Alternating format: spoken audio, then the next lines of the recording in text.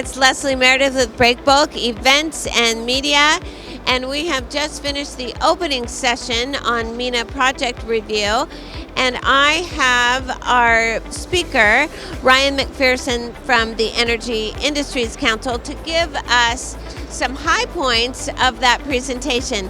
So let's start, Ryan, with 3 main points. What are the 3 biggest takeaways for the audience? Thank you, Leslie, and thanks for the invite. Great to be here at Breakbulk Middle East. So 3 big takeaways. I think, first of all, we're starting to see a return to pre-pandemic levels in the industry, which is great to see. This is all sectors, all regions. Our data is showing us that, so that's fantastic to see.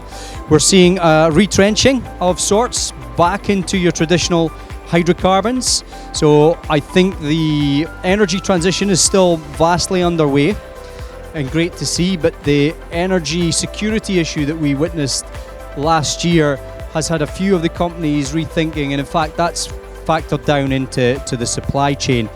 I think the biggest, or one of the biggest takeaways as well, we are now in that buoyant market. There's still a degree of underinvestment. I heard over the weekend potentially 12 trillion needs to still be invested in this sector, and hopefully soon.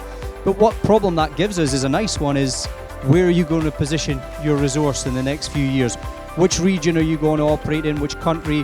What sector? So there's a lot going on right across the board. Absolutely. Well, that is something I call a quality problem. Trying to figure out where you want to put your resources, because there are so many opportunities around the world. But I am very intrigued by perhaps a resurgence in the oil and gas, because if we just listen to the media, we would think the future is renewables, green energy, that's it, that's all there is, and everyone's moving away from fossil fuels. So I find it interesting that, and I certainly understand that the energy security issue has had a big impact. So will we see new projects in that sector?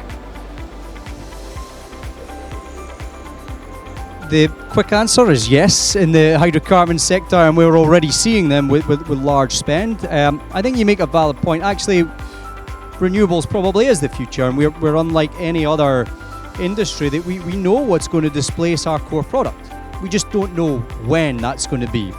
And I think the transition element is that element. It is going to be a number of years, decades in the interim. So hydrocarbons is still going to be here. And in fact, what we've got better at is, particularly this region here in the Middle East, is producing at the lowest carbon footprint possible. So we are decarbonising. There's a lot of initiatives that are underway, but there is a lot to be done still in the hydrocarbon element. In the Energy Industries Council, we have been energy agnostic in the sense that we support all forms of energy, be it your traditional hydrocarbons, your oil and gas, your wind, solar, onshore, offshore, hydrogen, power, nuclear. We're all one big industry. And the nice thing is it never was and never should have been binary. It's not you have to be in one camp or the other. A lot of the companies you will see now are energy companies, so they're operating in both. But one of the things I mentioned in the presentation I've just delivered, if we looked at it here and now, if you follow the money, large parts of that are still, although the large projects are still volume being announced, are in the renewables, you flip that when you actually see where the revenue is coming from. It's still your traditional oil and gas. So in answer to your question, yes, here to stay and for the foreseeable future. One more. We've been hearing a lot about hydrogen projects, different kinds of projects. Can you comment on that? Is there an opportunity there? Massive opportunity and a really exciting time to be involved in hydrogen. I think we've moved on from the initial conversations. We're starting to see many projects now come to the fore, or certainly be announced. Here today we're talking about the amount, and I spent time, fortunately, in Oman last week, where we're starting to see a lot of projects being announced. So the largest number of green hydrogen projects in the Middle East are coming out of Oman. So huge amount of opportunity. A lot of the countries here are setting it out within their visions, their net zero targets. We're seeing a lot. I don't think it matter where you are in the world, you're going to be talking about hydrogen. That won't stop going forward. The biggest challenge we're probably going to have there is making sure that the demand matches the potential supply that we can bring forward. So we're now seeing a lot of these projects being announced. Hopefully as many of them as possible will make themselves to FID, because that's where we really need to see it coming in and having that big factor. At the moment, it's great to see the announcements and a number of new projects creeping up in the hydrogen arena and having companies now embedding this into their strategy. But hopefully we will see more of the demand, the off-taker agreements, but certainly a really exciting time to be involved in hydrogen as well. Excellent. Well, it sounds like there's a lot of different opportunities out there. You've given us a lot to think about and a lot to be optimistic about. So that's fantastic. Is this your first time at Breakbulk Middle East?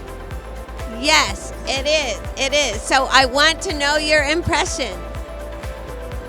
So you're catching me cold because it's the first day, but yes, it's my first time visiting Breakbulk Middle East, I'm embarrassed to say. But first impressions, outstanding. I was amazed at the size and scale. I was talking to one of your colleagues, they were telling me that you could have filled this over. Again, there was a waiting list. Already bumped into many familiar faces, a number of new faces.